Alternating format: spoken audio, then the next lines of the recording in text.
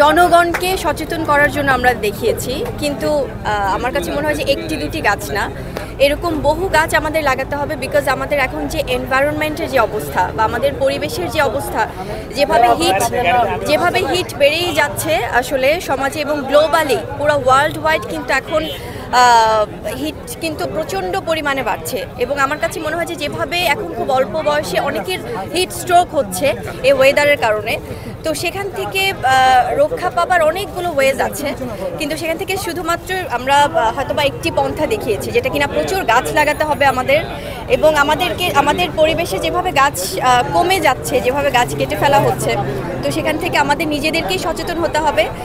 শুধুমাত্র একজন দুজন না, আমার মনে হয় যে এরকম প্রচুর প্রচুর গাছ সবার নিজেদের উদ্যোগে লাগাতে হবে। যমুনা ইস্তি, the goodness of purified air. আমার বাসায় এনেছি যমুনা ইস্তি, আপনি কিনছেন তো?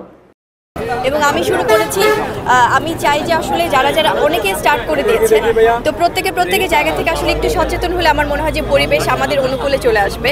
সো সেখান থেকে আমি চাই যে আপনারা আমাদের, এটা আমার পক্ষ থেকে খুব হাম্বল রিকোয়েস্ট যে আমরা সবাই একটু সচেতন হই, প্রচুর গাছ লাগাই, আমরা প্রচুর গাছের ছায়ায় থাকি, গাছের মায়ায় থাকি, গাছের ভালোবাসায় থাকি, এবং আমাদের এই জেনারেশন বা নেক্সট জেনারেশনের জন্য আসলে একটা নিশ্চিত পরিবেশ আসলে আমরা নিশ্চিত করি। বেশি বেশি চাই আপনারা কেন আছেন, ভালো আছেন? জন্ম আর বেড়ে ওঠা তো থাকায়, মাঝে মাঝে নোয়াখালী মিক্স হয়ে গেলে এখন কি জানো তাই ওনারা কেন আছেন, আপনারা কেন আছেন, ভালো আছেন?